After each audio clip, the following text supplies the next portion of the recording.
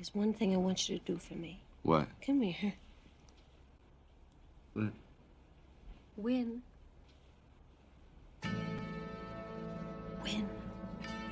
What are we waiting for? Take this!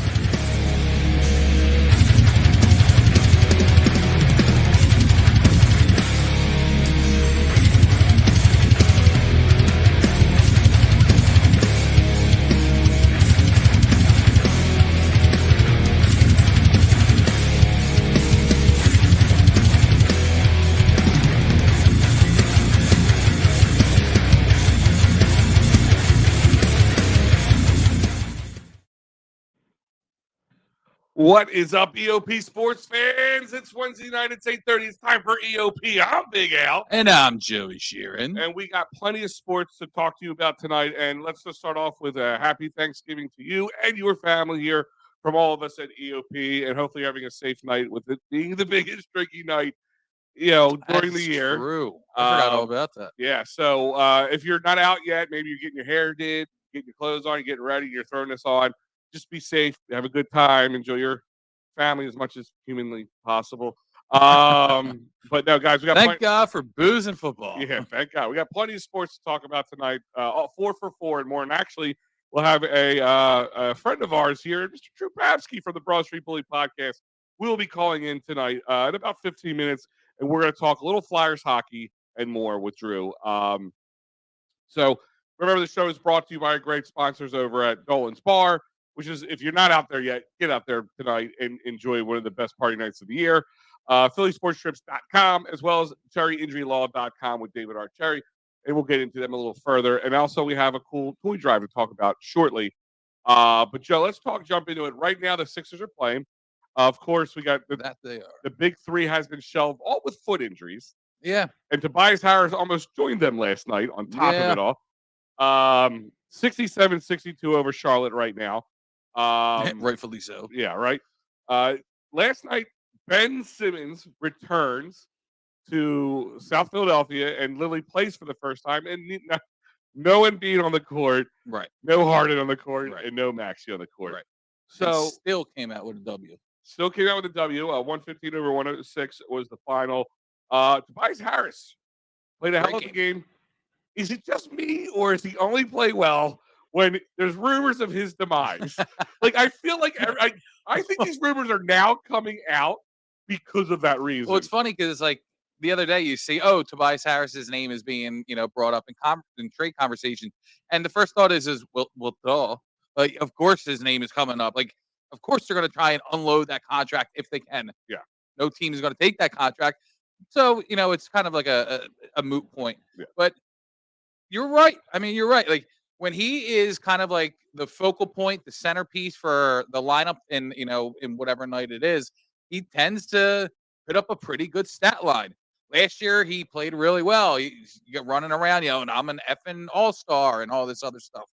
So, I mean, when he is at the forefront of everything, he does play very well. And, yeah, it was a scary moment last night when he went down, went back to the locker room. Hopefully, it was just some extra taping. And he came back out, and they needed him. They needed him to win that game last night. And what an impressive game it was. I really, really enjoyed watching that game. Not only because, I mean, listen, Ben Simmons is Ben Simmons. He knocked down his first two free throws, and then he turns to the crowd, gives a little shush, finger to the mouth, and then he doesn't play that great, the rest of the game. When did and I posted this on our Facebook last night, all of a sudden, the broadcast team just started a stroke fest over Ben Simmons. And the guy goes, Ben Simmons is an outstanding basketball player. He doesn't shoot the ball, and he has a lot of other things to work on. But Ben Simmons is an outstanding basketball player. And then they all jump on the train. It's like, what just happened? Like, are they watching the same game as us? It's insanity. What's the doing the same thing over and over again and expecting a different result? Right. I mean, they say, do they just replay tapes from 3 years ago? I don't know what they were watching. And remember there was things coming out that the Nets weren't happy with the Sixers because they felt bamboozled in the trade. How? How were you bamboozled? We all knew it was a bad idea for you. We just wanted you to do it. Of course. It wasn't a bamboozling. You were stuck with somebody you didn't want or didn't want to be there. We were stuck with somebody we didn't want and didn't want to be there. I think it all came down to we gave you draft picks, Seth Curry, other additional players to get Ben Simmons out of here. Don't you think that if it was going to be an even trade and, Ben was this guy who was playing great and Morey just wanted James Harden and it looked like an even trade on paper, do you think that we would have given up that much to get rid of Ben Simmons? I still think they gave up too much for that. I mean, I understand they thought they had some win now mentality that they could, they were going to go and run the table maybe. But I mean, I still would have, if that Halliburton trade was a possibility, I would have taken that one. I did like that trade as well. And I don't think we had to give it up as many picks. We would have picks now to work with. Right. And we would probably have Harden now. Now, maybe we'd have Harden at a higher price. Don't get me wrong. So, I mean, it kind of goes both ways. So, I mean, I love how they stroke him, like you said, nearly a triple-double with 11 points and 11 assists and 7 rebounds. How is that nearly anything worth talking about in today's NBA? Yeah. He's how tall and as athletic as he is, and 7 rebounds, to me, is not an impressive stat. Yeah, and the whole Howard Eskin, what a cuck. Like, he goes down, I want to, show my respect to Ben Simmons because he sent me a sympathy text or email or whatever it was when Howard's dog died. It's like, are you kidding me? Well, see, are you kidding me? And I agree with you on that. Like, normally I'd be like, all right, he did something nice. Like, I'm not saying Ben Simmons isn't a nice guy, right? Sure, he's just a terrible basketball. He's not as good as a basketball player, and not a good teammate, and not a guy to lead a city, because that's what he isn't, and that's exactly what we're calling it for. But Howard Eskin destroyed that man. Yeah, they called him a loser, and he was real harsher on him than anybody. He's harsh on all Sixers. I know. It's because anybody's a Sixer. Like he'll find a reason to hate Embiid, trade Embiid. Like he doesn't like the Sixers, but because smiling from ear to ear. But because he said something nice to him when he sold condolences to him. Yeah. Literally, it's what he said, condolences to a guy who lost a pet, which is a very devastating to people. It's part of their family. Absolutely. Which was I'm not taking anything away from it. Which was very cool of him. But total stroke job, Joe. I agree with you on that. He you don't have to turn coat on him. And sit there, take pictures with him. Like, I mean, come on, man. And then after the game, of course, everybody is asking Ben about the the boos when he comes out, and he's like, "Oh, I thought it would have been louder." Well, here's the thing: the Nets are playing with full strength. Kyrie, Durant, Simmons, Patty Mills, Seth Curry. Like this was a game that the Nets should have won. We are down Embiid, Maxey, Harden, and then at one point Harris is out. The crowd probably was going into that building thinking this is an L. We're going to go in, we're going to throw our boos at Ben, and we're going to hope for a good game. Sure. But ultimately, I don't think that people really thought the Sixers were going to win. So why are they going to go out there and go too far over the top and then sit there and have to, suck up and watch your team lose? Hey, listen, if Embiid and all those guys were playing, or even just not Harden or Maxey, just Embiid, if it was Embiid versus Ben, that crowd would have been 100% different. And not even just that. Booing somebody for a whole game is impossible. True. You passed out, dude. Just the lack of oxygen. We were at the first game against Washington in Washington, and people were booing Carson Wentz for a while, and then they died down a little. Sure. Bit. We were just controlling them. So at that point, it's just like, it's just like get excited. And that's when something happens. And that's about it. But at the same time, you're not going to boo somebody for an entire game. Just like that's it. And aren't we kind of just over it? Like, isn't the whole Ben Simmons thing just old news? Like, I understand it was the first time back in South Philly. I get it. I get that part of it. But why go there and just care more about booing than Ben Simmons than watching the Sixers win? Like, I'm over the whole Ben Simmons thing. Yeah. He was there. They booed him. It's over. Like, I don't care. Like, time to move on from it. Speaking of, let's move on and look at this game because we got about 5 minutes before Drew calls in. I mean, like I said, I said earlier before, they're 9-8 right now, currently up on the Hornets. Number 7 in the East, only 4 games behind first place, which is how tight that East race is right now. But Melton definitely stepped up over the last couple of games with 41 points coming into tonight's game. I like him a lot. And Toby, like I said, he just seems to play better when the trade. 24 last night? Yep.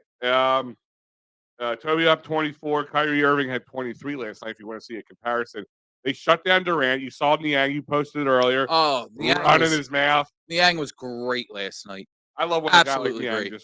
just jaws at people. Yeah, I don't think I've seen him come out and play with that type of intensity really any time that he's been a Sixer. Like the fact that he knew what they were down and what they were up against, and kind of like maybe the players feel a certain way when a Ben Simmons is coming back. I mean, they had to share the locker room with him. They were directly with the team and had their own feelings about everything that went on. So the first time he's back in the building, they can be chippy with him all they want. They can get in his face. They can share some blows back and forth. That flagrant against Niang on Ben Simmons when Ben initiated the contact and it was only Niang who really got called. Such a ticky-tack technical fail. It's absolutely ridiculous. But the hindsight of that is Ben had to go to the line by himself and then whiffed on. Actually, I think he made one of two. But he did earn the fans some chicken nuggets in that game. Bricking for chicken, as they say. I love it. I love that term. And I think it's great. And like I said, they came out with something on it. And I think now, like, fine, that's it. It's over. Ben Simmons, if he comes back, you can give him a couple boos here. Sure. If he gets like the ball slapped back in his face, maybe push. You laugh a little harder than you normally would. That type of thing. But yeah, like I said, at this point, I'm loving what I'm seeing from these guys stepping up. B-Ball Paul stepping up in a big way. Yeah, 19. Yep, 19 plus. He had 10 rebounds. Yeah, he had 2 blocks. I mean, the guy is playing well. I mean, he's like somebody referred to him as the people center today. Like, does everybody wants to love? Well, B-Ball Paul. Are we officially on the Paul Reed tour now? I felt is Glenn Rivers now going to say it's appropriate for the Paul Reed tour? I don't think he'll ever say that because he said that he'll never. He's the kind of guy who will go to the grave. I know with like, something with his head stupid in the like sand, that. Yeah. But like the second chance points was a big thing last night. Mm-hmm. Like that's something you don't see. Maybe it's the guys from the starters, but the second chance points is a big difference. Well, they 25-7. Yeah, they were ranked last in all the NBA in offensive rebounds, and they stepped it up last night. Yeah, that's what happens when you get guys who don't get a lot of playing time. They have something to prove. Some guys might not be here next year, and then they want to say, "Hey, listen, I can start." I mean, I'm hoping maybe out of this, if they go on a nice little run without these top 3 guys in it, that maybe Doc Rivers will finally learn now. Like, okay, we can trust some of these guys. Like, we're not saying like let them play a whole game without the other 3 in there, but like when it comes to substitutions, we can be a little freaking smarter about it.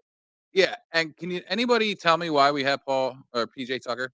He set an NBA record that he's played, that he's played in the past 4 games. He's played at least 25 minutes in each, and he has 0 points. It's the first time in NBA history that has ever happened. I mean, I know Freddie said the last on messaging, like, he's not a shooter. We know that, right? But 2 points in the last 5 games or something like that. It's like that's bad. Yeah, I mean, give me 5 points a game. You can't do that. But like, it's like, but is also, are we getting like what we want out of him from the aggressive standpoint? I don't think so.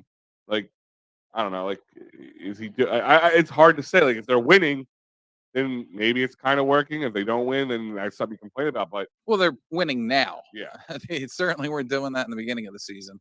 Yeah, but they just seem like they're putting more effort out there. I'll be honest with that. Like, I was at the game on Saturday night. Great seats, 10 rows off the court, and it, going into that fourth, it looked like we were going to see a blowout, and they fought tooth and nail down to the final seconds of that game. And yeah, they lost by 3, but it came down to a shot that they could have tied it. And that's really, like, yes, I was there for a loss, but I saw a good game. Like, I saw Embiid. By the way, Embiid is a monster. You sit that close, Embiid is a monster. Like, it's unbelievable. And Gobert is really tall. Carl Anthony tall. Like, these guys are so big when you're sitting close. So Joe's sitting close figured out that NBA players are tall. Yeah. Thank you, Joe. Yeah, pretty much. But right now we're going to switch gears for a moment because the other team in town is playing tied 1-1 right now against the Cats. I'm talking Flyers. But speaking with Flyers, we're going to have our guest here tonight, the one and only Drew Phabsky from the Broad Street Bully podcast. Drew, what's up, brother? Happy Thanksgiving, fellas. What's going on? What's going on, bud? What's going on, Drew? I'm glad you did. I'm glad we set this up tonight because there is something we're going to talk about that's near and dear to you at the end of this. But I want to talk a little Flyers with you before we get into that. Um, the, Perfect.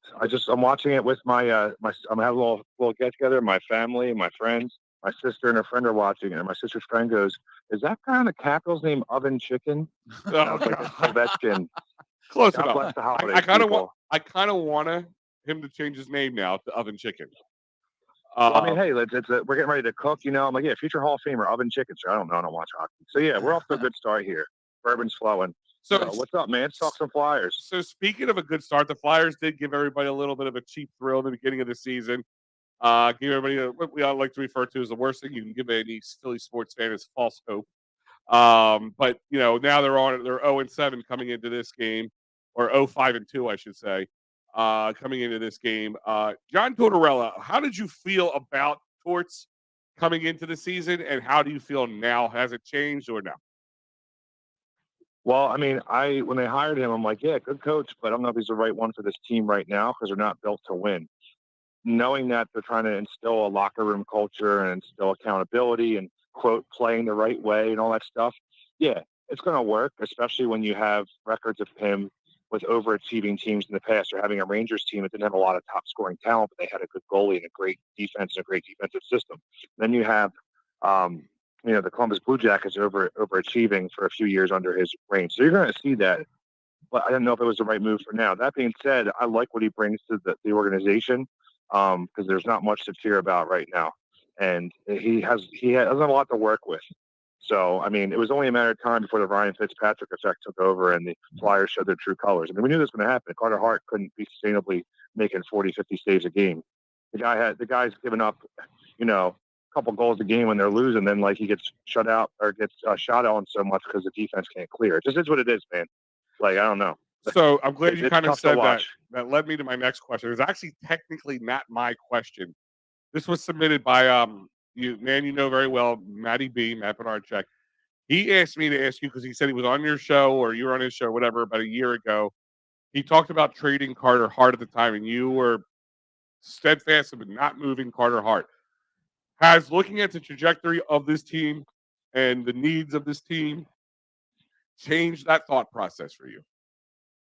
No, you don't. I mean, all right. So if you trade Carter Hart, so all right, now we don't have a true superstar. We have a hurt number one center, one of Selke that has back problems. He knows how he's going to recover. He's locked down on deals. Provorov hasn't proven to be a true number one that can hold the whole team together without a good partner. And they're going to trade away a number one goalie. So, like, you have to get lucky to draft for the next 5 years. Hope you get all those picks. I just don't see the point in trading him. Now, Carter Hart may walk himself.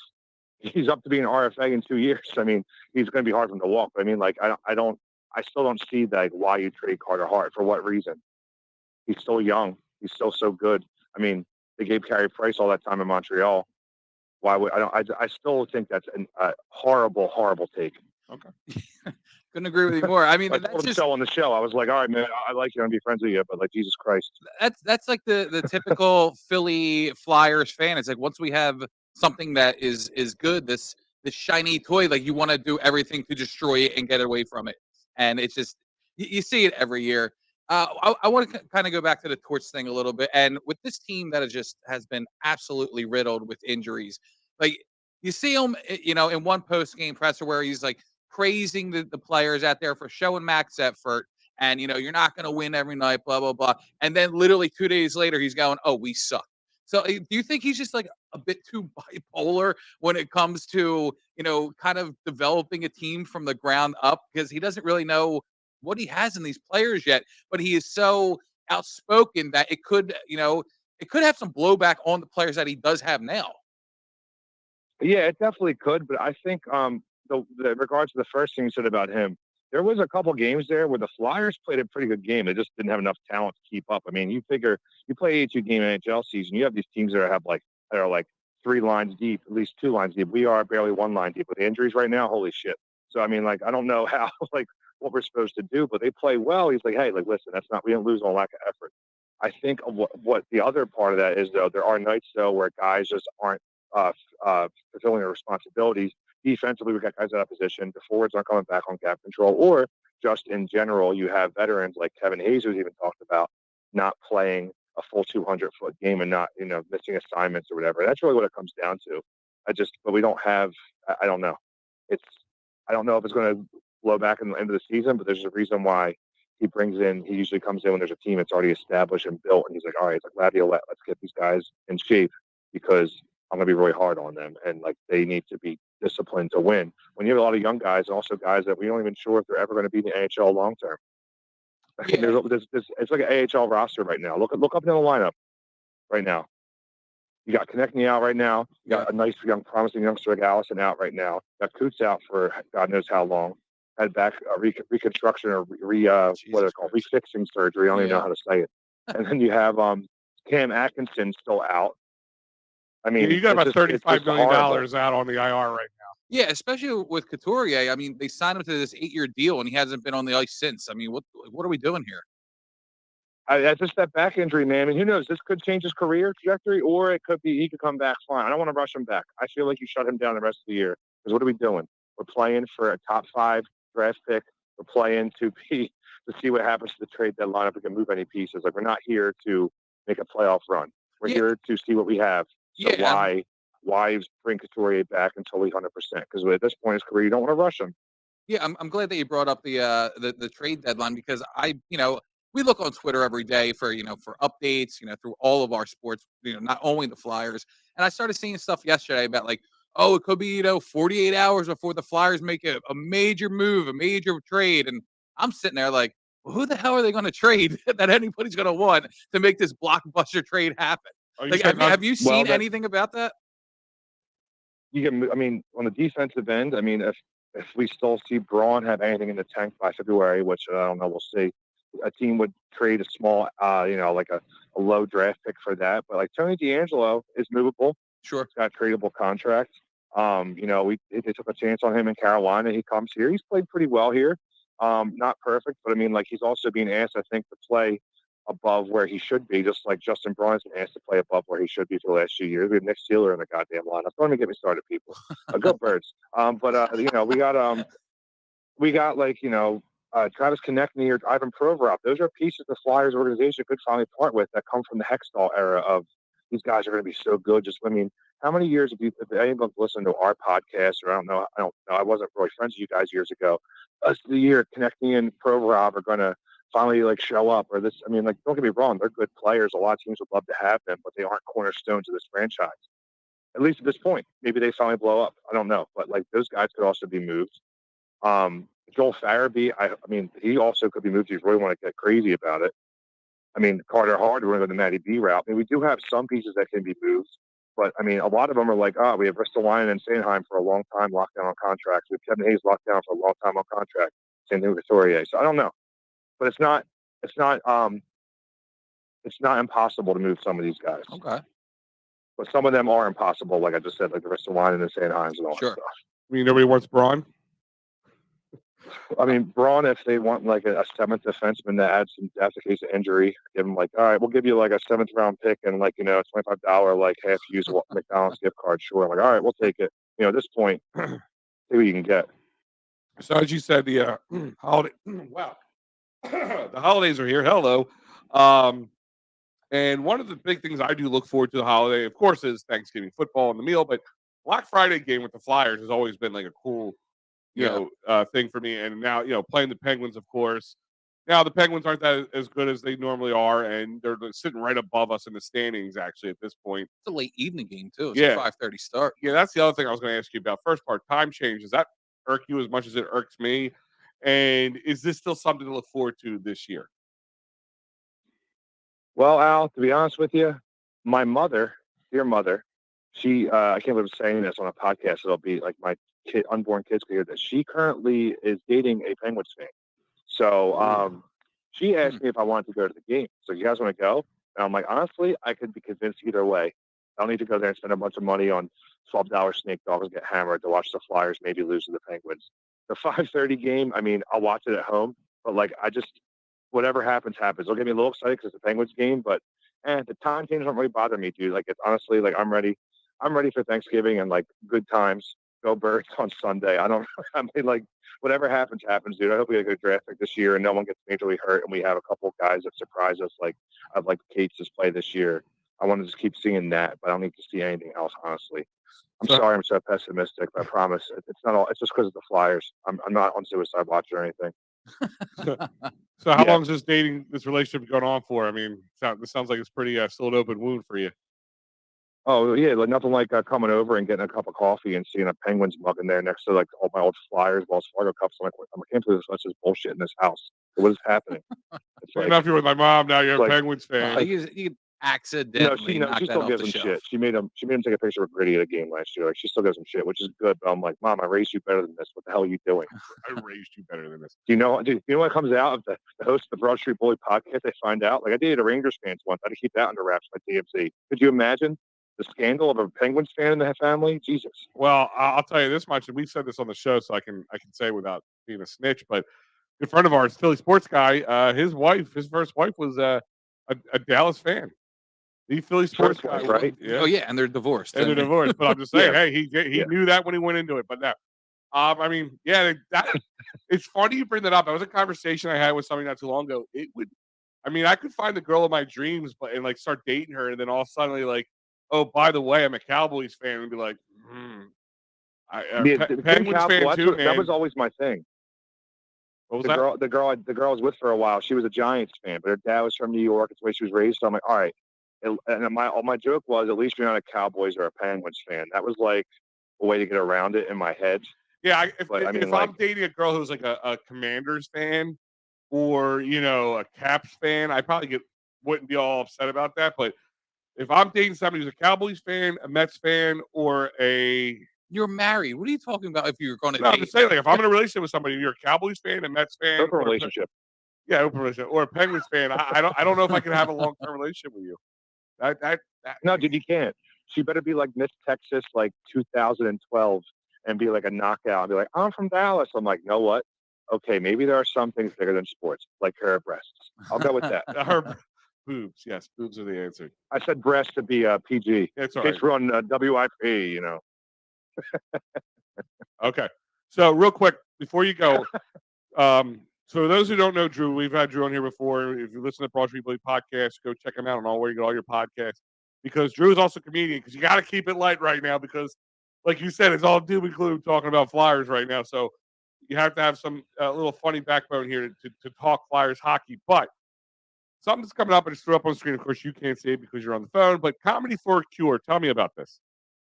All right, well, let's sell some tickets to this, Al. I mean, first of all, we're going to be in the great city of Clifton Heights, Pennsylvania, home to great Pop Warner football, oversized hoodies, fat beer belly dads, yelling from the sidelines like they did back in the day. Home of hopefully the future Gaetano's pizza stalls.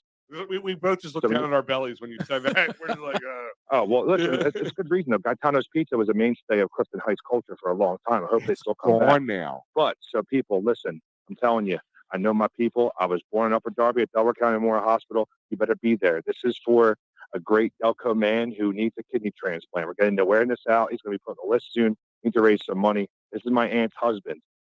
All right. So if you want to go, it's a $25 donation. There is a buffet. There's a cash bar. And I'm hosting the damn thing. And it's stacked with some of the best talent you're going to see in the Philadelphia and surrounding areas. I handpicked the comics myself.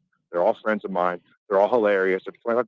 You're getting food, get a show, bring some money, get some drinks, and enjoy your time. Bring a date, bring your family, bring whoever. Just don't bring the kids. It's going to be a great time. It's going to be December 3rd. This is going to be at the Polish American Club. Well, what's more American than that in Clifton Heights? Yeah. Still standing there after all those years. I've gotten drunk there time. There's going to be auctions and baskets and like all that stuff. It's going to be a great night. It's going to be for a great cause. And I'm telling you right now, the comedy show, like you're going to see some of these people later on and say, damn, I wish I saw them when I did. I'm not saying it'll be me, but other people on the show you might see. Well, and here's the thing is like doing anything for $25 nowadays is impossible. Just you can't go getting food in a comedy show. Yeah, a full buffet and a comedy show. You can't beat that. And for a great cause, 6 great comedians up here, and then Drew. Yes. I did it. It's by design now. Yes, I see that. Those who host. If you haven't noticed yet, Al thinks he's a comedian sometimes. Those who can't host, right? No, and all proceeds benefit. He said Steve Johnson for the battle. He's having a battle with kidney disease. And you can He's contact. on dialysis every day, people. He needs to be on. He needs to be on that list ASAP. He's going to be put on me to get some money, and it all goes towards that. And you can contact Andrea or Andrea, or Andrea, whatever you want to say, Johnson at Andrea Johnson. Yeah. 610-809. The links also. Say that again. Sorry, I'm going to cut you off. The links, if you go at Drew Phabsky on Twitter, Instagram, Facebook, whatever, and my link tree on there, I have links to it. There's a donation button for Venmo. You can put the money right there, and it'll preserve your tickets as well. Or you can give her a call or email. It's all on my Instagram. It's all on my social media. Please do that. And I have other dates as well too. If you care to see me, then I'll be at December 11th at the Punchline Philadelphia Teachers Be Like Comedy Show, Nice. Teacher Appreciation Showcase, Punchline Philly Club. December 1st, I'll be in Northeast Maryland. If any out-town listeners, Naughty Goose, great show then. And then, December 3rd is the big one, Comedy for a Cure, December 11th, and then we'll see what happens from there, man. But let's get some tickets, EOP will some definitely do something, at very at least donate, but they may even be there, like I said, right around the corner from my house. So, man. You never know. We have some flyer sticks to give it away too. They have a little flyers basket to give away, a little raffle. So there's gonna be a bunch of that kind of shit going on. It's gonna be fun. Is it 7 p.m. doors or start time? So the event starts at 7. The comedy show won't start till around 8ish. So you'll have time to get your food and kind of mingle, check out some of the baskets. Then we'll do the comedy show. Then we'll give away the prizes and all stuff. There'll be some time after the show to hang out too. So that way you can get your drink on before you go home. Very cool. Right. And we'll post up on our social media and stuff Definitely. for you too, as we get a little closer, maybe into the weekend, so people can jump on this. I appreciate it, man. Yeah, I'm trying to get some asses in the seats. And I promise I wouldn't be selling a shitty product. If I did that, I would plug my podcast more. So please come out to the comedy show. Do it up. Absolutely, dude. We'll be spreading the word. All right, man. Guys, like I said, check him out. Drew Phabsky, him, Jeff Doyle. Those guys doing a great job. The only ones who really can make tolerating Flyers hockey right now tolerable. So check them out. Where all your podcasts are found at the Broad Street Bully Podcast. Thanks, Drew. Hey, man, listen, happy Thanksgiving, boys. Hopefully I see you on the 3rd. And let's get a go Birds going, all right? Listen, we don't care about winning by 1, losing a game. It's still on. It's Bird season, baby. Let's go. All right, go Birds, Drew. All right, guys, that's Drew. Check him out at the Broad Street Bully Podcast. And, guys, that great interview was brought to you by Dolan's Bar, 24 East Sellers Avenue, the most Delco bar. And if you're getting ready right now, you should be getting ready to go there and have a great time. Bring your family.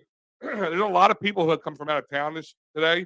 A lot of people who used to be from Delco, maybe haven't been from here in a while.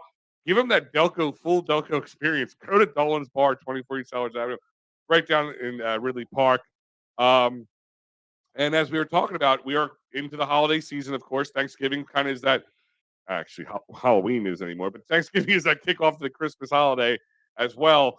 So what a great Christmas holiday gift would be. PhillySportsTrips.com. Check them out. Not just all these great away games and home games for the Eagles, Flyers, Sixers, Phillies, you name it. They got it. Check them out at PhillySportsTrips.com.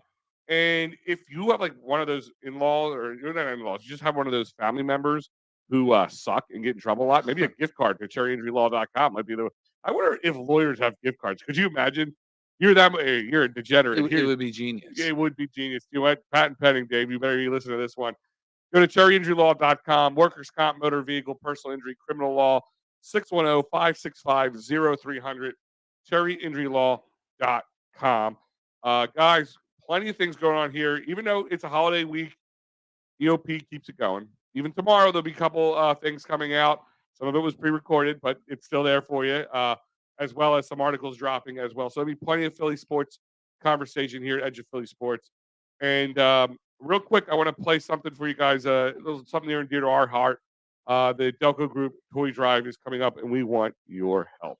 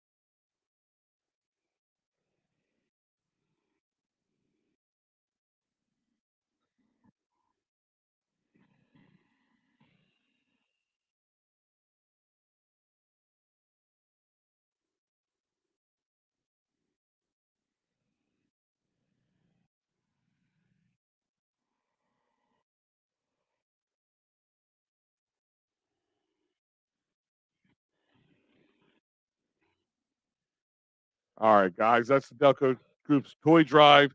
Check them out. Drop some toys off. We'll have the information for you. It's also on our social media. We'll have more for you as time goes on. Guys, it is the season for giving and even giving to those that you don't know and are less fortunate. So it's a good way of going about it here at Edge of Philly Sports. And, of course, with these great people who put this thing together, of course, the Delco Group. We're going to switch gears real quick because we're going to talk some bird, but real quick, there's a little Phillies news that came out today. Yeah. Bryce Harper has had Tommy John surgery, full Tommy John surgery. There was a chance that he could have had some sort of sleeve surgery, they called it. Yeah. But apparently he needed full Tommy John. Joe, and it is kind of situation. But it's not. It's worst case scenario, though. Yeah, but the worst case scenario is, and I'm going to give you some numbers here, okay? I look back and we're checking some things. So Shohei Ohtani had this in October 2018, and he was back by May of 2019 being Angels designated hitter. Our former player, Didi Gregorius, he had it in October of 2018 as well. By June of 2019, he was playing shortstop. So, I mean, that's a long time. But from October to June? In the case of the season, what are we now? We're in November. All right. So about 8 months, 8 months. All right. Well, if you're going by the Didi timeline, then Sure. Harper's not coming back till July or August. So looking at the All-Star break. It's too far. Listen, it's too long. It's a long time, but one thing that we could have learned from this team that they can overcome. Like, is this what we get for our Cinderella story of the World Series run? I mean, no, exactly. Like, Christ. Listen, we had Tommy John. We had an option of shutting him down. Thomas Jonathan, you prick. I mean, he could have had this in June or July of this year, and he would have been back. He would have been back before the start of the season. I know, and it's not like you can be like, oh, well, why did they wait around to actually do it? It's like, well, the World Series just ended 2 weeks ago. They were making a run. Yeah. They saw that he could hit and still play before he went down with the fracture to the hand. They were also kind of hoping that he really needs surgery, though. We saw how he played with the injury. We don't really need him to play the field. We don't need him to throw a ball ever again. Just let him live it out. You got to do it. Just let him live it out, and he can continue to be the DH. Listen, he's one guy who will overcome and get over it is Bryce Harper. No, I know. I'm sure. I'm just being a downer. Yeah, I mean, listen. It's not. Listen, is it ideal? Hell to the no. But at the same time, this timeline doesn't suck, and the fact that you still were able to make a World Series run and still have him back by the All-Star break of next year. I mean, if we're going to just go by the Ohtani timeline, I mean, he's batting before then. Yeah, he's back in the DA spot. The bright spot is they say, quote unquote, it went very well. Yeah. And we know and have already seen what the Phillies can do with Bryce Harper sidelined. Now, I wonder if knowing Bryce is going to miss X amount of months, in the beginning of the season, I wonder if this kind of ramps up what they're going to do in the offseason, i.e. Trey Turner. Everybody saw my video the other day. You know where I stand on that. I think they should go pitching more. But with the news of Bryce being out and knowing you're not going to have that power in your lineup, does it kind of force their hand to go out and spend the big bucks? Sure. I mean, Babhsky's already said, who, by the way, was extended through 2027. What a fantastic move by Middleton. 2 years. 2 years. We'll see what he's done. But yeah, Middleton, kudos to you on that. Like I'm surprised. Babhsky's already said, quote unquote, they're going to push the limits when it comes to the offseason. I want it to happen soon. Like, this is just my patience level. Mm-hmm. I want I want winter meetings and I want signings. I don't want this back and forth. Your agent is this person, so I'm gonna work it and work three teams against each other. I know how you hate these right? agents. Yeah. I mean, it's perfect example. Scott Boras. Mm-hmm. So I mean, I think Machado and Harper, they both signed late March. Like, I want to get this show on the road, whether it's a Turner or Carlos Rodon or a Syndergaard or Xander, Carlos Carrera, or who am I missing? Dansby Swanson. Yeah. Doesn't matter who it is. Let's just get this stuff rolling. Well, here's a little thing. I think you have a little safe bet. You're not going to make a superstar Harper type signing. So I think you don't think a Trey Turner would be that type of signing? I think it's close. I just don't think it's a middle of March type signing. No, I think somebody. You think he'll sign prior or before? And also, don't forget, like last year, I think we got a little sour taste in our mouth because of the whole lockout because they made the Right. they Yeah. made the move. Who they pick up right before was Corey Knable. Corey Knable, and then we're like, all right, and then was shut down Right. until and then they But at least we knew nothing could happen in that period, though. Yeah. So we weren't like on the edge of our seats, refreshing our Twitters, saying, "Oh, Schwarber Fest," like or Schwarber Watch, blah blah blah. Like I do think that Kyle Schwarber was signed pretty, and I could be wrong, but I feel like there wasn't that much of a waiting period between the pick back up of the free agency and the signing of Kyle Schwarber. Nick Castellanos, on the other hand, is a different story. That was like, 12th hour. It was literally 11 p.m. on like a Friday night when he got signed. So I mean, listen. I'm sure yeah, during the Twitter anything could meetings, happen. these managers are not sitting back going or going, oh, I'll wait for the MLB to make signs. They're going to be talking to people behind the behind Yeah, I mean, making closet deals, and like I'm sure they go back to their players and like, listen, Kyle, Phillies offered this, so and so offered that, other team offered this.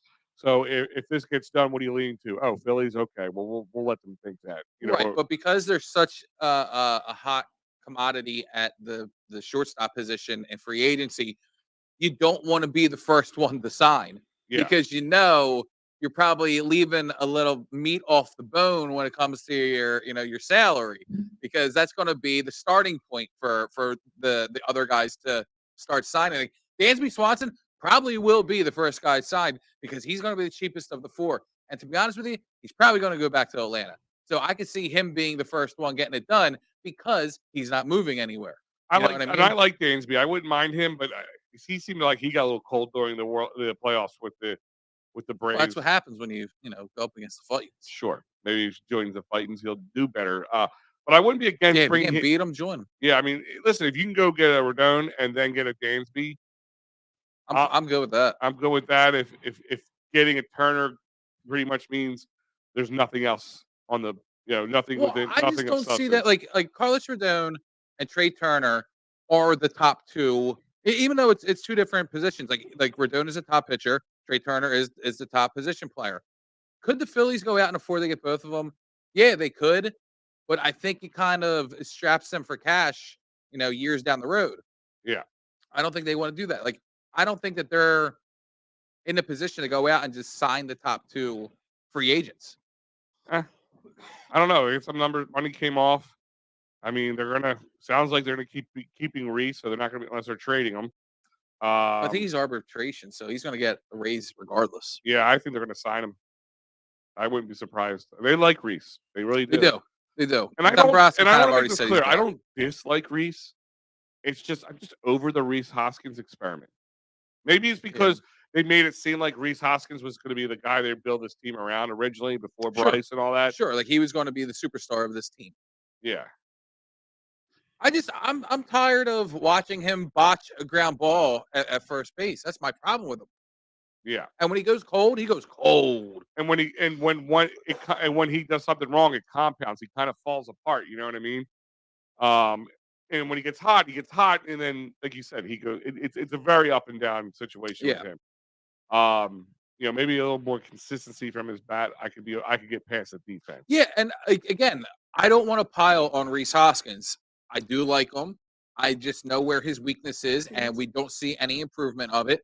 I am fully okay admitting that his bat was a big reason why they made such a, to us, historical run in the postseason this year. Without those Reese Hoskins, like he was hitting multiple bombers in games. Like he is a very large part of our success. Sure. And I don't want to take that away from him, hence why I don't want to pile on him. But still, you got to get better defensively. And I don't think we're ever going to see that out of Reese Hoskins. Yeah, I mean, by now, if you haven't seen it, you're not going to see it. You know what I mean? Right. So we're going to switch gears here. We're going to talk some Eagles with you. And I want to touch on the Colts game. I think at this point, we already know how that played out. It was a 17-16 victory. The Eagles are now sitting at 9-1. The bigger loss we saw is Marlon Paluto. I always stumble over that name. Yeah, it's a tough. Torn MCL, so he's out. Mm-hmm. But Joe, are you shocked that Linville Joseph and Ndamukong Suh were able to play already, let alone Yeah. contribute. With both have Dude. like they both have they shared a sack together. Yeah. I think they combined 7 tackles, a handful of hits and pressures on the quarterback. Of course, the one combined sack. This is like I think what surprises me the most is that they were thrown in there first series. Yeah. Like right away, Linville played rip the 26 Band-Aid snaps. off, get out there, show your worth. And they did. I honestly think that they both, especially with the limited, I don't even know if they went through a practice with the team. It may have just been a walkthrough. Well, and Donica was 2 days before the game. Right. Right. It's like- And I think that's just a testament of how good these guys are and how they're already NFL experience and the way that they were conditioning, off the field. I think that is a real testament to these guys that they are top notch at the top of their craft, and the fact that they are like the fact that they're both like who would have thought that like Linval Joseph was a really good player. And for whatever reason, I don't know if it was age or whatever, people just, he was off people's radar. And then, of course, Ndamukong Suh, I still practice that name. Like, I'm surprised that it came down between the Eagles and the 49ers. And for whatever reason, I mean, he picked the Eagles. I don't know if it had to do with their perfect season so far. Oh, But absolutely. the Niners are Absolutely. But the Niners are starting to come back up too. Yeah, I'm very happy. we were in the need. It was a good timing for both of us. Yeah, I'm very happy with I the way think they this turned is out. something, Joe. This is going to be a trend you see in the NFL more going down the line. Guys like who are older but still have something left in the tank, Yeah. who are more about winning than anything else at this point, will wait out a good half a season or so to where they can jump in where they're needed and Keep and themselves healthy. they get to see the teams that are making runs and go with them. I mean, if if Detroit's front line has an injury, I don't see Sue jumping back into Correct, that train yeah. at all. So I think he wanted to come to a team like Philly because he knows it's the kind of caliber fans and everything we have. On top of it, the need that we have, it makes it an awesome situation for them. Well, not only that, but I think it helps them contract wise because if they don't like what they're being offered, in the off season and they hold out till somebody goes down, like perfect example would happen with Jordan Davis, and you saw the way that it affected the Eagles' rush defense. That to me gives more of an incentive for them to get a higher dollar. Like I know a lot of the details from both their contracts was incentive based, but I think like they can make up to like 3 million for half a season. And I know that's not normally what they would get, especially as Sue. But when it comes to a team having a need from a fallen player, like that gives them the leverage to get another, some extra coin Well, in think that. about it. He made a few $1,000,000 to make it work half a year. Right. I mean, and here's the thing: is it extends their career. True. You're not going to waste your time on a bad team. You don't have to force your way out or anything Yeah. like that. And you get to pick where you want to go, what town you want to go to, a sunny destination, or you want to go to a winning team. And yeah, you wait for somebody for a need. We've how many times have we said that? Like Gardner Minshew, we said that a bunch of times. Like the Eagles could trade him to a team whose quarterback goes down, Right. and they could get a nice little haul for him, like they did Sam Bradford. You think players that don't play hang out with each other like on the sideline? Because at the end of that game the other night, you saw Minshew and Andre Dillard walk off together. And it's like, well, they're both backups. They're probably just sitting on the end of the bench. They're probably like best friends by now. You think they have their own little clique of the people who aren't playing? I'm sure they stay in touch. I mean, Yeah. listen, these guys talk to each other, even unless they truly hate each other, they talk to each other. But yeah, I mean, the fact that they were able to add on, and listen, their position allows it. You're not running routes and calling plays and all that kind of stuff. Um, to that makes them, have to know what the playbook is. You can put them in the middle and say, "Get me ball," and these guys know they're, professionals. They know what they're doing. Um, but with that being said, the Colts won. I mean, the Colts game brings us to 9-1. I have something I want to talk about. We talked about this on the chat, and I wanted to bring it up with you while we're here on the air. And I guess I'm off my chest. Okay. I've never seen a 9-1 team disrespected by its own fans and other people. Don't get me wrong. It's not just some Philly fans. And we've said this before. People rather be right on their take than have a winning team. Right. Like I've seen that in people. It's Um, the I told you so effect. I keep reminding people of all like the 2008 Phillies season didn't look too much undifferent than this 2022 Phillies. And there was times that we thought they weren't even make the playoffs, especially in September. They were kind of getting a little shaky. 2017 Eagles, if you go through their schedule, they had some games where they dominated teams. Then they had a couple games, they had a handful of games where they barely made it by bad teams. The Giants, the Chargers. I mean, some of them you got to go, all right, Wentz went down. You can't really, the other Giants game, that Raiders game was where we were at, remember? Yeah, Christmas. Butt ass cold out there. And Yeah. it was like a 19-10 game. You know what I mean? My point is, guys, be excited and show some goddamn respect for a team that's 9-1. We're the best team in the NFL right now. I know. Not in the NFC, in the NFL, okay? Every other team has at least 2 other losses. You saw the Vikings just get completely pummeled by Dallas, which, by the way, total just good. I'm calling this right now. I know people are calling me crazy. Dallas will lose to the Giants on Thursday, on tomorrow's game. That'd be awesome. I'm calling it. I think it's going to happen. I think they're going to be smelling themselves. The victory all the way through. The Where Giants, is that game? It's in Dallas. It's always Okay. in Dallas. It's Thanksgiving. Is it? It's always in Dallas, Thanksgiving? Okay. Yeah. I think Detroit and Dallas always have the home. Yeah, I think the late game, I think that flips around. Okay. If I remember, because there was only 2 games, wasn't there originally? Yeah. I They think the started third- doing the third game probably about 10, 15 And years next ago. year there'll be a Black Friday game. Yeah, that's Amazon right. Prime will have a Black That's right. Friday I game. forgot about that. So that'll be interesting. But Eagles, hopefully, at home. do you want to play on a Friday? I mean, I guess. Yeah, because I'd go. Does that count? Oh yeah, I guess. Does that count as their team's Thursday night game? I guess. I would think so. I've been to the Eagles game on Thanksgiving before, Eagles Cardinals, and I've been to an Eagles game on Christmas with you. Yeah. The Raiders Eagles game that you just. So you're trying to hit all the holidays. I'm trying to hit all the holidays. All the Absolutely. holidays. Yeah. Absolutely. Listen, if they're home, I'm going. I'll be there in a heartbeat.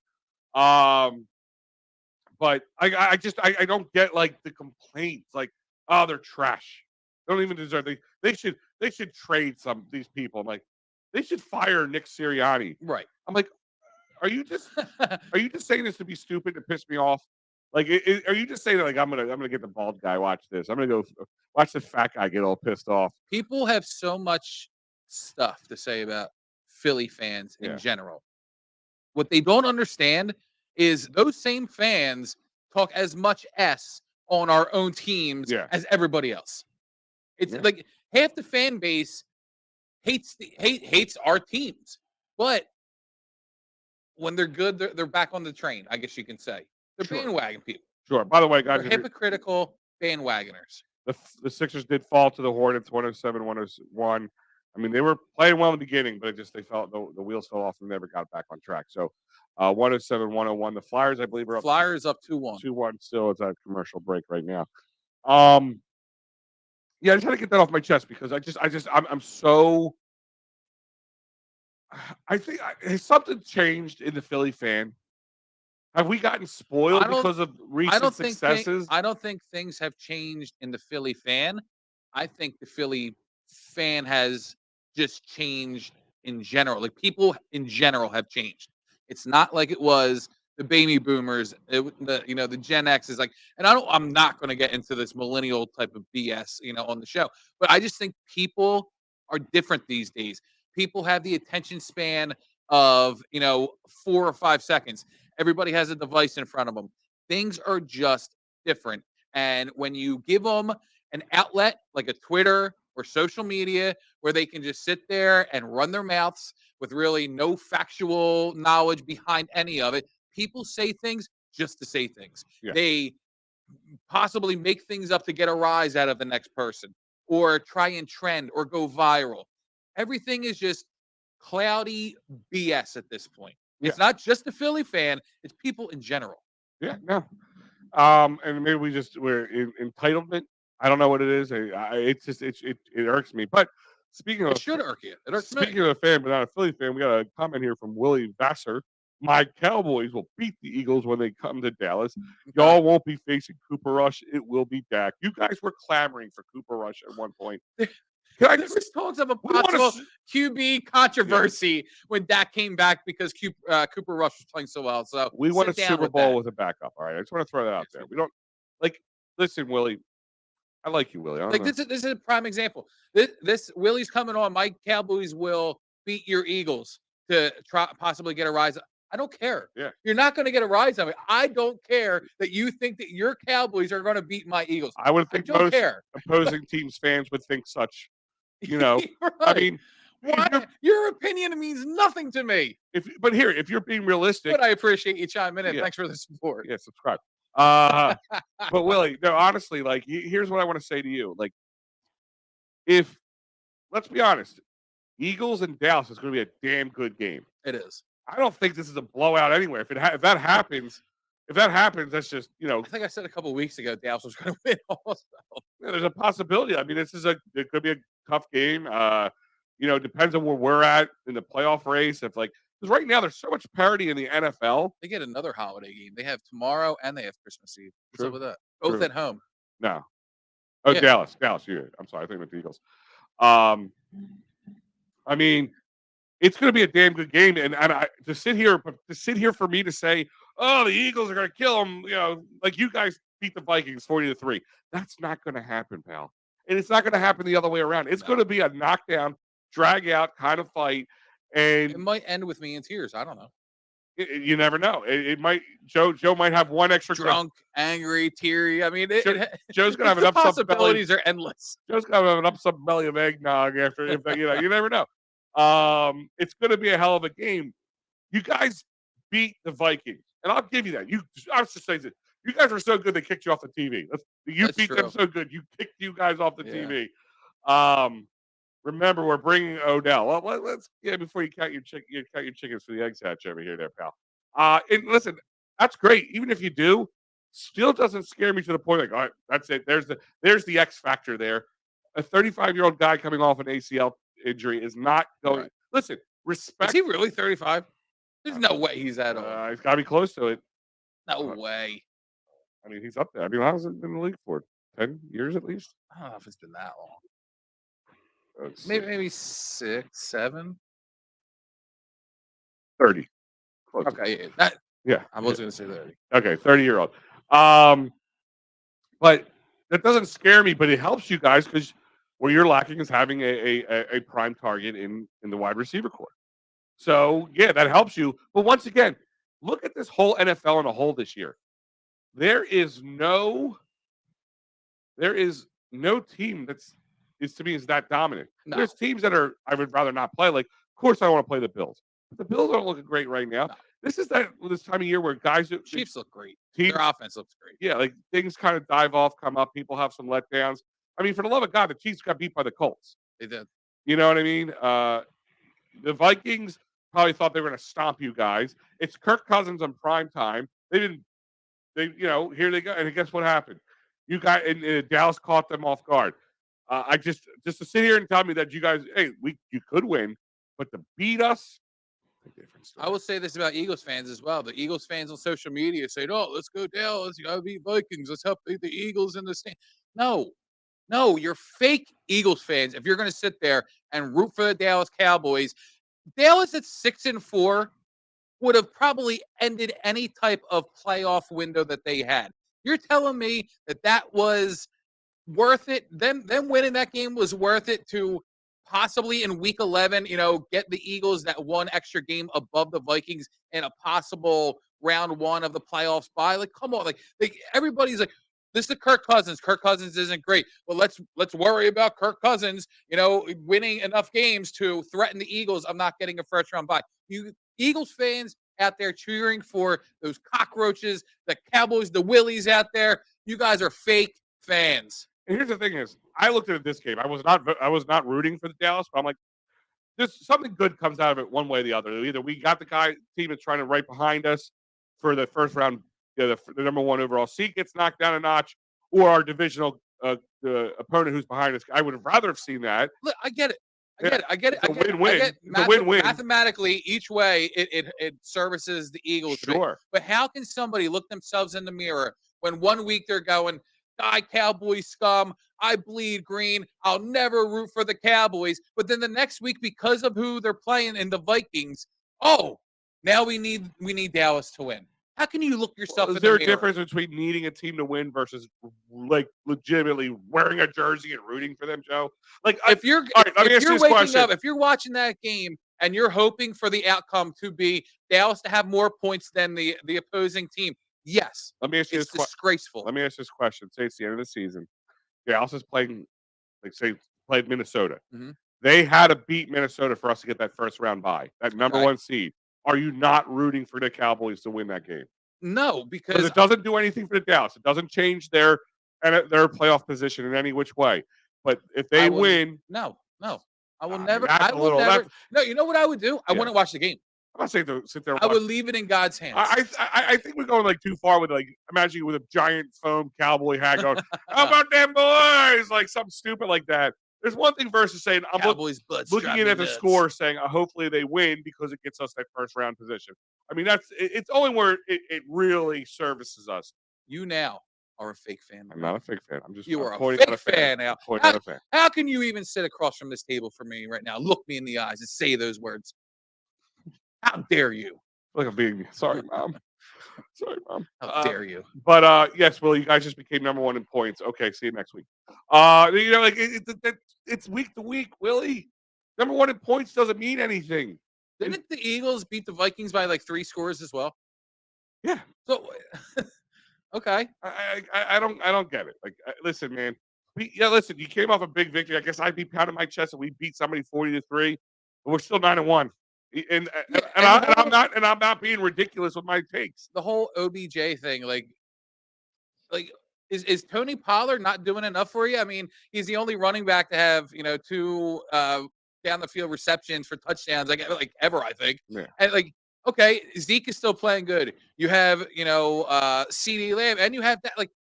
Is OBJ really going to improve your offense that much when Dak still has to spread the ball around to everybody who I just said? Yeah. Come on. Listen, grasping for straws with this. Does he? I call it the Sloman Shield effect. It's like somebody puts that on their front lawn to scare burglars away. Even if you don't have an alarm system. Yeah, if you don't, it's all it is. It's enough to keep your defense honest. Yeah. That's it. That's what he is. I'm not saying he's not good. I mean, look at he did great in the he was a big part of the Super Bowl until he got hurt. It's just that he's coming off an ACL tear. He hasn't had any real football since. It's going to take a couple weeks for him to get his. It's not like when we have Sue and Linville Joseph here, where we can just stick them in and say, "Go get ball." He's got to learn the routes and know what the play calling is and all that. And Christmas Eve game could be the first game that OBJ even suits up, or one of the first couple. God only knows. But like I said, we're spending way too much time talking about Eagles Dallas because we have a game coming up this Sunday. We'll already know the outcome of the Dallas Giants game. I'm telling you, this is not me being a jerk, an Eagles fan. I think Dallas loses because this is where reality is going to. The Giants did lose to the Lions last week though, and handedly. They're very injured, but this is that letdown game. I don't see it. I think Dallas rolls them. Okay. Listen, it wouldn't be the craziest thing I ever heard. You know what I mean? But we have a game coming up this Sunday against the not so great anymore Aaron Rodgers and Green Bay Packers. They did beat Dallas. Yeah, there you go. See, that's my thing. Is how you sit there. It's like me looking back at the Vikings game, going, "We beat the crap out of them." Look at that Pittsburgh game. We were really good. No, it's what have you done for me lately? Right. And you guys came off a loss and you caught Minnesota off, who was coming off a big win. Look at that. It's the same. It could be the same trickle down effect. Minnesota came off a win where the Bills and Minnesota were handing the game to each other. No, you take the win. No, you sir have this win. Luckily the Vikings in their case, got it when they needed it. They played a primetime game and Kirk Cousins shriveled out of the pool. Right. And you guys took advantage of it. Good for you. But guess what? What have you done for me lately? We'll talk about this when it comes up to it. But Joe, I mean, what is your prediction and for this game, and anything scare you? Yeah, I think it's going to be a tough game. I think that Green Bay has a really good backfield. I think they have a serviceable offensive line. AJ Dillon, I mean, that guy is a tough runner, and of course, we know what Aaron Jones could do.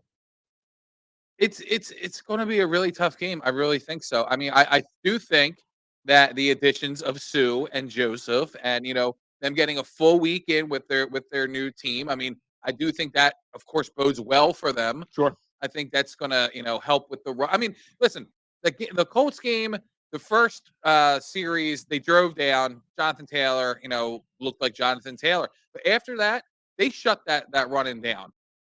It could be very similar with this Packers game, but the Packers, they have some really good, I don't know if I want to call them weapons, but Christian Watson, he's starting to play really good. I think he's got 6 touchdowns in the past 2-3 games. He scored 3 against Dallas. Remember that? Yeah. And then he scored 2 last week. Yeah, I picked him on my fantasy team. Nice. Yeah, I had to. And Cooper Kupp, I needed something.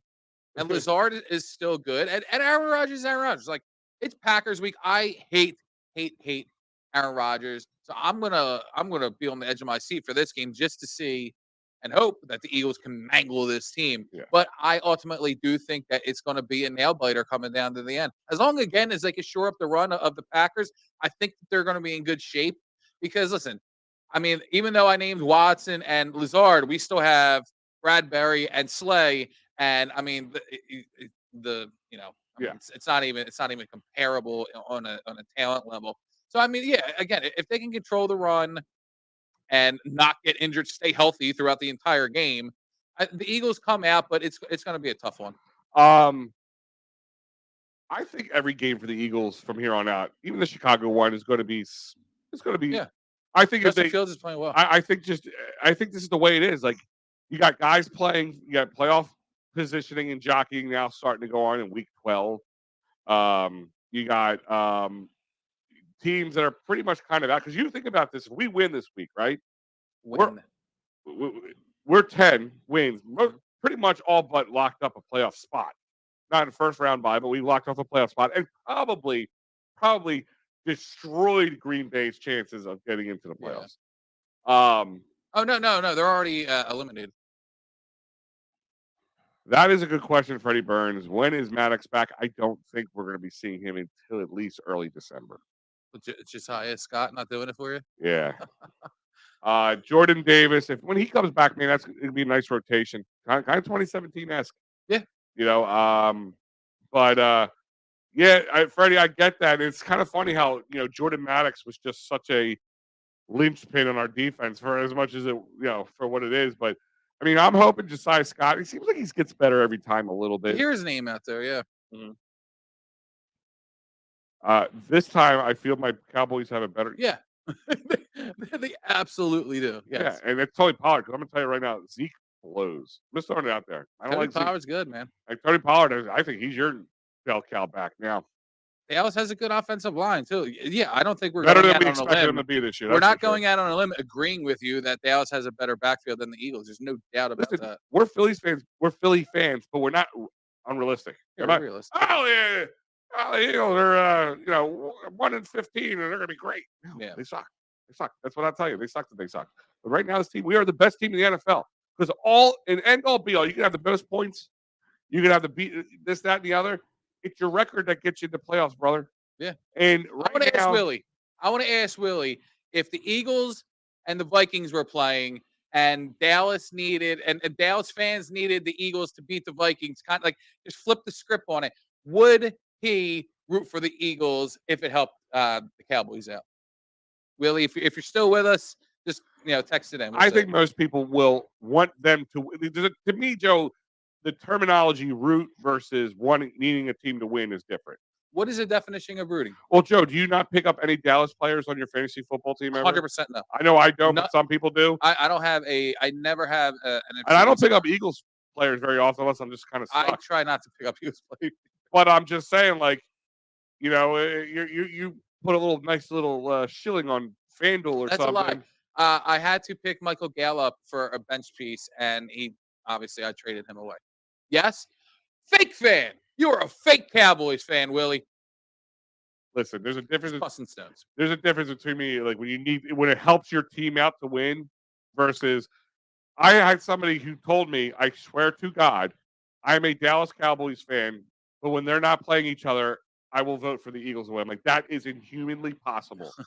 You can't do that. You can't say that. I don't even like when people are like, the Eagles are my NFC team and blah blah blah is my AFC team. I was going to Like, ask you about that. I don't like that. I don't get it. I'm like, I live and die with my squad. Like, I'm not like, I can enjoy watching another player. I loved watching Peyton Manning grow up, Yeah. but I would not sit here and say that I was a Colts fan when Peyton Manning was under center. Not, absolutely not. The Eagles are my squad. I think everybody should have one team that they root for. That, or if like I don't mind when I see like a team that's like, say, like the Lions, when they do well. Like, it's cool to watch them get like better or something like that. But I'm not going to root for them. Right. I'm not putting on a Detroit Lions jersey anytime soon. I've said I've liked seeing the Jets actually do. That's another wild story. Zach Wilson is benched. He's 5-2, and the dude's benched. Like, what is happening there? Couldn't score more than 3 points. I don't get that. I want to go. I don't want to go down the rabbit hole of the New York Jets. I'm just mentioning, like, what the hell? That's weird. At least his mom's hot. Got that going for him. He's banging his mom's friends. That's awesome. That's baller right there. In the NFL. Allegedly. I'm going to bang my mom's friends. If it helps my team, yes. I mean, listen, if it helps a team, like I said, my scenario, if you get your team, like, we needed, like, remember that time, like, we beat Dallas and we needed, like, 3 other teams to win? Right. Like, we needed, like, the Raiders to do something. Yeah. Well, I'm saying it's completely different. But what about if we were playing the Raiders and we needed Dallas to win to get in the playoffs? Are you not wanting them to win the game? No, because my team didn't do enough to get into the playoffs. They don't deserve to be. I'm calling malarkey. No, because I question whether the Phillies, the way that they were playing, if they even deserve to be in the playoffs. So don't tell me now, 9th hour, that I would not call out my team for not playing well. I'm not saying that. But all right, so remember we were during the Phillies run, right? The Brewers, they were kind of had a little destiny behind us too. Like, if they won, it would have been tougher for us. Say it was the Mets right behind us. You know what I mean? Like, those are the kind of things like I'm talking about. Not like when dead to me. Mets are playing the Brewers. Dead to me. I'm just saying you gotta want them to win. Come on. You may not say they deserve, but you still want them in the playoffs. That's bullshit. I'll never say that. I know I curse. I'm sorry, but I'm calling the BS on it. You need to put $1 into the jar.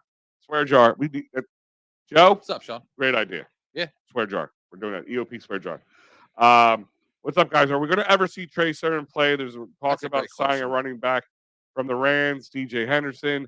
He's signed with Jacksonville. I'm guessing not, dude. I mean, at this point, you would have thought you saw him. Like, I don't understand. They keep putting Gainwell. Listen, breaking down this Colts game real quick, because I know we got a little far into it. A couple things I wanted to throw out there. The 4th and 10 call, complete head scratcher. Awful. Don't understand it. I don't think we even have to talk about it. I think it was such a.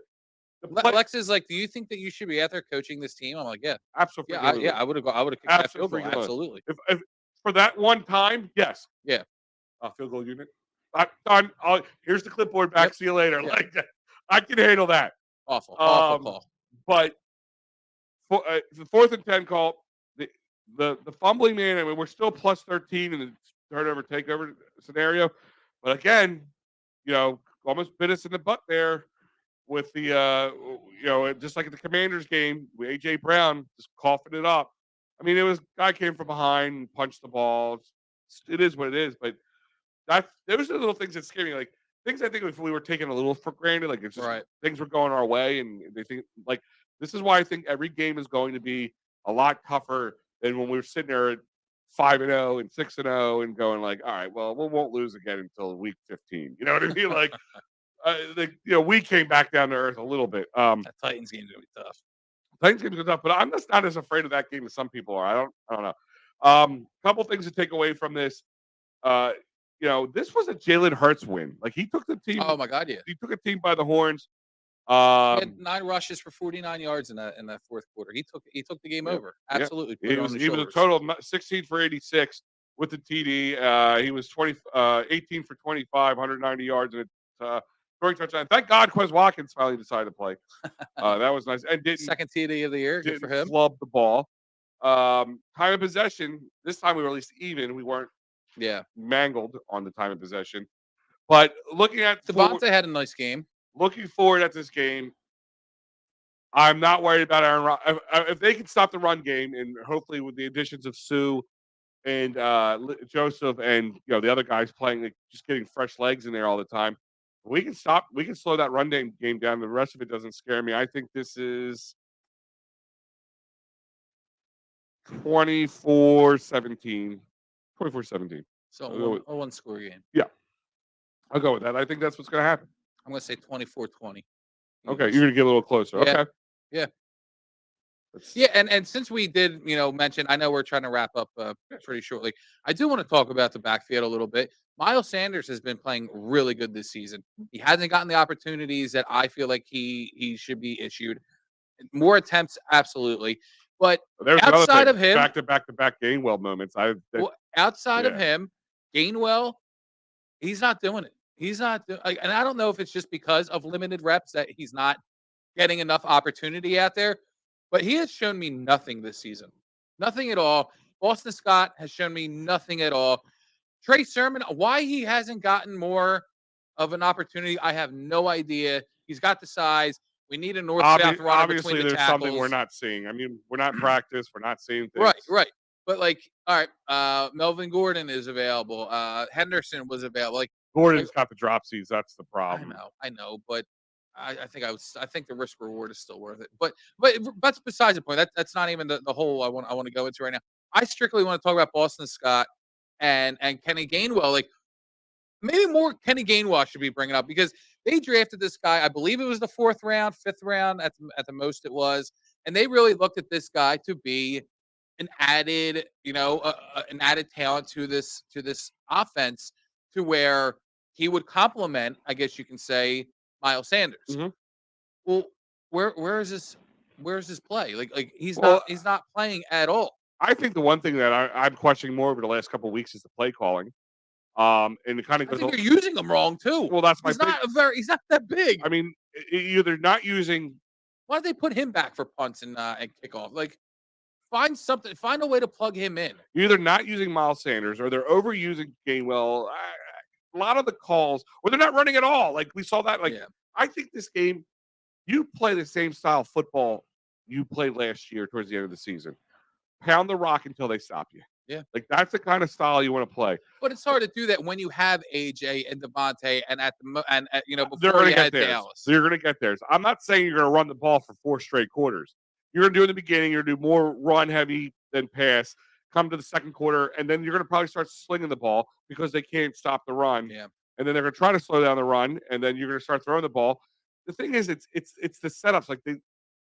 That's the problem with the RPO. It's the problem. It's not going to throw your eyes off as from a defense. It doesn't, even though you can run past, but it throws off our O linemen sometimes more than it throws off the defensive linemen. Oh, absolutely. And speaking of Willie's here, not to be funny, that was a bad pickup of Robert Quinn. That's why he's let him go, and now you all stuck with Quinn. He ain't done nothing. Here's the thing. Right. Here's the thing about that is, what has your guy done for you?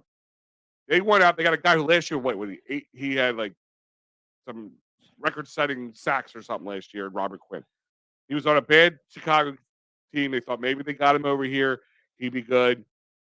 He's not he's a star player. He's just another rotational guy. They were looking for that Chris Long type of he's a magic in a bottle. He's a rotational guy. We also said, okay, that's not enough. We need to go get 2 more guys. Let's go get Linval and Sue on the same day. You guys are still hoping you pick up Odell Beckham Jr. Yeah, and for what? I think it was a 4th round pick, and that was it for Quinn. So what? When the draft is here, who and what position are you drafting? I'm going to go running back Bijan Robinson from Texas. I mean, depending on where you're picking, I agree. I've seen Robinson. I've seen some of his highlight reels. He's good. Yeah, he is good. So I wouldn't be against that. And oh my God, Cerner, or I say his name. I always say it wrong. You're back. I've not seen you sit in the Titans final before. I think it was the Mets got eliminated. Let's throw that out there. I don't believe in the Eagles, Vikings, or the Giants. I don't believe in any of these QBs. Okay. Well, who do you believe in? Sounds like a shorter list. It will be between the Cowboys and the Niners. So Jimmy Garoppolo gets you going, huh? Jimmy G. I mean, and for that Dak. yeah, I mean, Dak's been a better than a game manager, but he's not a superstar. Just to throw that out there. He's not obviously he's not a franchise quarterback, and it took forever for Jerry Jones, who signs people like Zeke like that, and to put a ring on his finger, which is the only ring they'll get. Yeah, I just want to trickle back to the Bijan Robinson thing. That is a guy who I have looked at for the Eagles in the first round.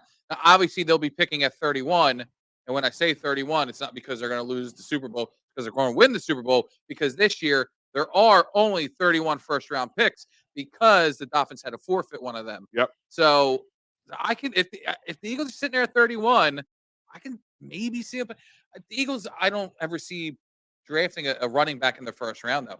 That's like borderline second round. Well, hold on. For that question, is that just an overall question? Like, am I allowed to say who I would get with the Saints pick, or does it have to be our own pick? You know what I mean? Like, well, I'm guessing you say, would you draft him? I don't think he's saying what position. Well, I would draft him, absolutely. I just don't see. Would you take him with their second round pick?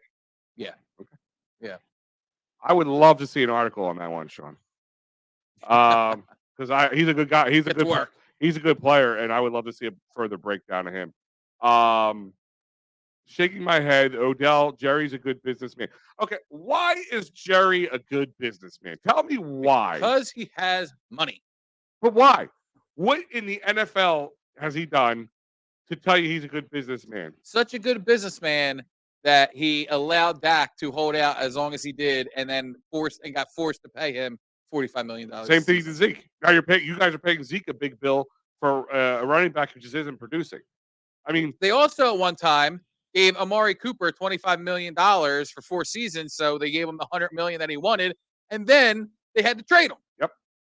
So where is businessman? I mean, listen. Let's be honest.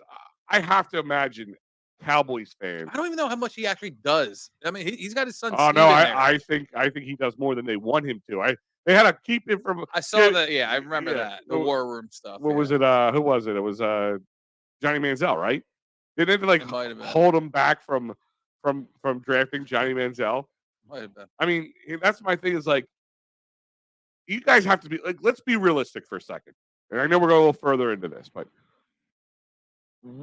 you have to be unhappy with Jerry Jones because he's your owner / GM, right? I mean, you're not getting anything out of him. What have you guys got from him? 2 playoffs wins in 30 years?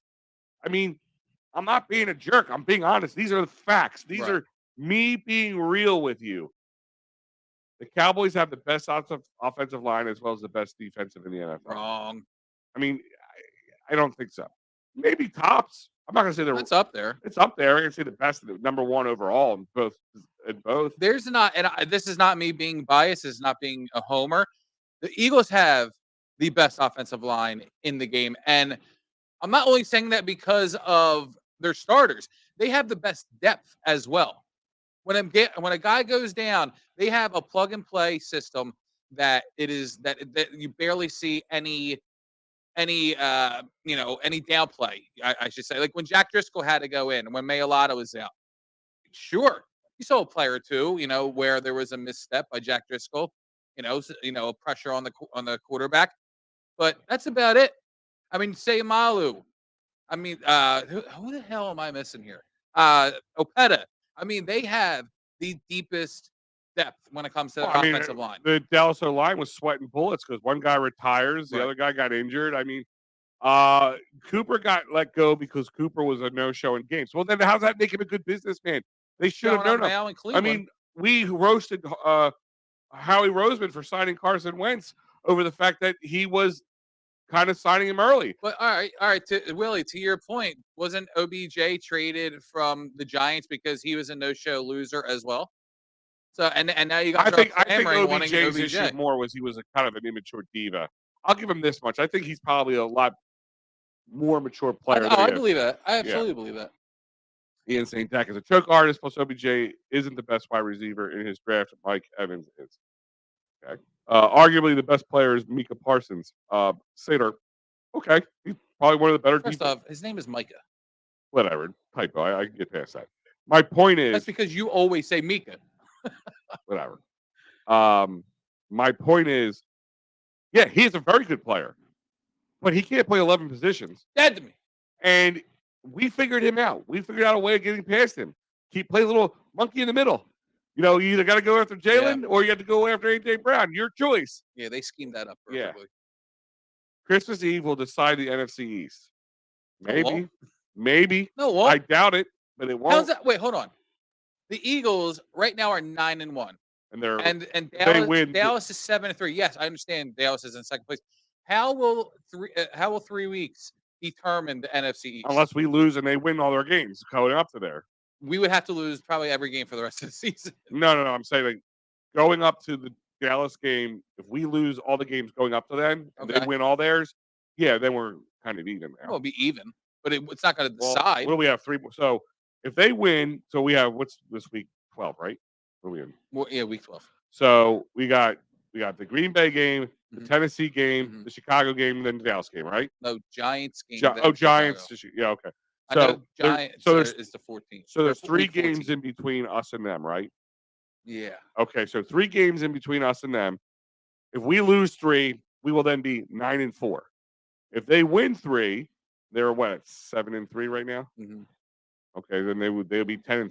Right. Or 10-4. Right, but what I'm saying is, it's not gonna, decide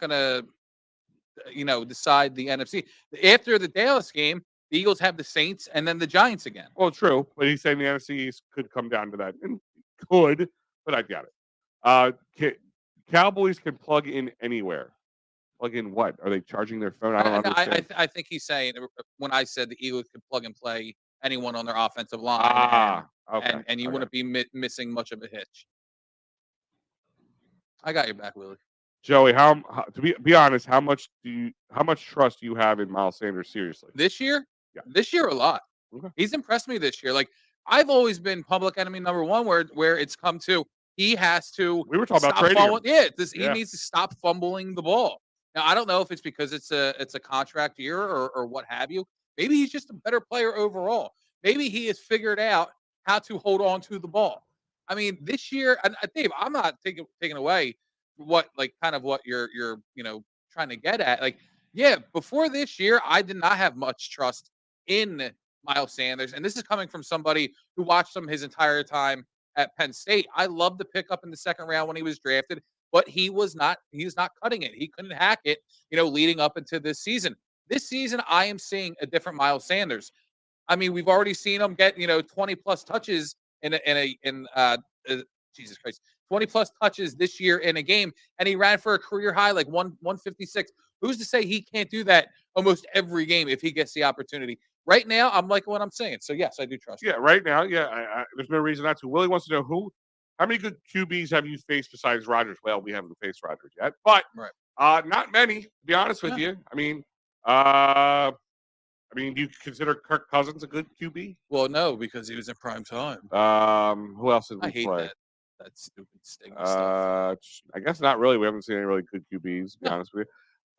Hold on. Tom Brady. Josh Allen hasn't looked great all season. Aaron Rodgers. Like, who are we saying are great quarterbacks this season? Who? Let me just pull something up real quick. Because who have the Cowboys played? I mean, you play who you play. Right. This goes back to my whole thing of, do people honestly think that the Eagles just handpicked these teams that they've faced so far in their schedule? Silly. I mean, let's go back here. They played Tom Brady and they lost, and Tom Brady's not even that good this year. They're leading the NFC South with a 5-5 record. You guys beat a struggling Bengals team, Giants team who wasn't that great. Joe Burrow is not the same Joe Burrow of last year. I mean, is Daniel Jones blowing me away? No. You beat Carson Wentz too. Well, what did he do? You beat Tyron Hatch. You beat the Rams. They suck this year. Yeah. I mean, I know that it's the worst Super Bowl champion hangover I've ever seen. I mean, like, listen, if this was last year, maybe I'd hang the hat on a little bit more. You lost to us, reminder. You beat Detroit. You beat the Bears. You lost to Aaron Rodgers. You beat the Bears before Justin Fields was Justin Fields. Yeah. And still, you lost to Aaron Rodgers, who has been struggling all year long. And you guys beat Kirk Cousins in primetime just like we did. So I don't understand the comparison. Well, there isn't one. Sadar saying or Surter or Sitter. I don't know if something right. Dallas, Kansas City, Super Bowl. Sure. I'll let you. I Listen. love that we had the same reaction. I'll put it this one, Surter. Come back to me after the NFC Championship game when the Cowboys win. I will buy. Hey, listen, if you're right, you're right. I'll come on here and tell you were right. I will tell you I were got no right. problem with that. I will tell you right, and I will buy you an official Edge of Philly hoodie and send it to you. I like that idea. I will send you an Edge of Philly sports hoodie, courtesy of you being right on your crazy ass take. If it will be the Cowboys defense, I'll take them to the Super Bowl. Yeah, they probably will rely on that a lot. The offense has been playing better as of lately, and let's be honest, we scored 40 points in one game, so yeah, it looks really good on paper. Can they continue? That's the point. Like, I think Tua is killing it. Honestly, the Dolphins are looking really good right now, but neither of us played them, so that's not even a conversation. And Ian is letting us know that the Capitals tied the game with the Flyers with about a minute and a half left in the third period. SOB. Kind of the story of the Flyers right now. And guys, I remind you, this show is brought to you by Dolan's Bar, 24 East Sellers Avenue, right down Ridley Park, right off of 95 south of the airport. So if you're coming from out of town, this is the place to go. Check it out. It's the biggest party night of the gosh darn year. And guess what? You're going to Dolan's Bar. You're bringing your friends, your family from out of town, and you're giving them that real, true Delco experience. Tell PJ we sent you. Looking for a great chip? Hey, I don't know if you guys who are chiming in, Sadar or Willie, if you're local Cowboys fans, guys from this Philadelphia area, and you want to go to, your Graceland, known as, Jerryland, you can go with PhillySportsTrips.com. Now, Christmas night, what would get a Dallas, underwear in a not more than a Christmas present than a Phillies Eagles trip to Dallas to watch yourselves lose. PhillySportsTrips.com. Check them out. All great stuff. Not just the Eagles, everything you need. PhillySportsTrips.com. It's not just a trip, it's an experience. And of course, David R. Cherry for when you guys finally cry and you lose, maybe you don't even make the playoffs, or you get knocked out in the first round, you go car tipping in the middle of the streets, and you need a criminal attorney. David R. Cherry's your man. Workers' comp, motor vehicle, personal injury, criminal law. CherryInjuryLaw.com, 610-565-0300. And here is the lineup. There's plenty coming to you. Even tomorrow, we got stuff together. So when you're sitting there trying to hide from the family and the wife's like, can you help me cook the turkey? You can grab your phone, go in the corner somewhere, hide in the closet if you have to. Enjoy yourself some EOP. If you're listening, guys, even if you're not a Philly fan, as you see, we are interactive. We talk to you. Hit the old subscribe button on that YouTube channel. That'd be great. Joe, any parting shots? Yeah, I want to know how the hell the Sixers lost to a 4-14 Hornets. I mean, they came off a big back, win. I think they were. I think they started smelling themselves a little bit. Yeah.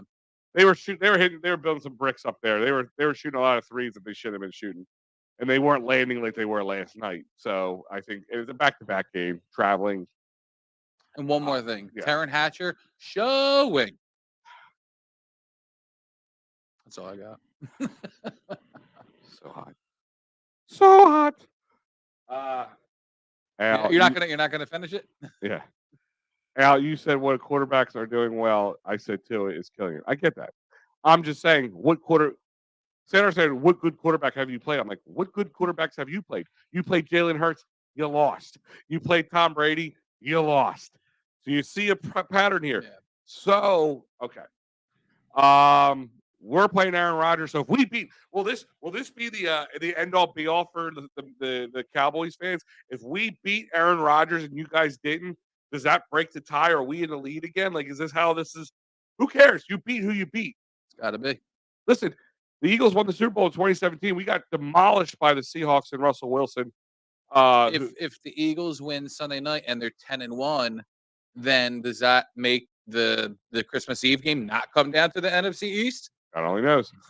I will talk. We appreciate you guys coming, listening. Check us out.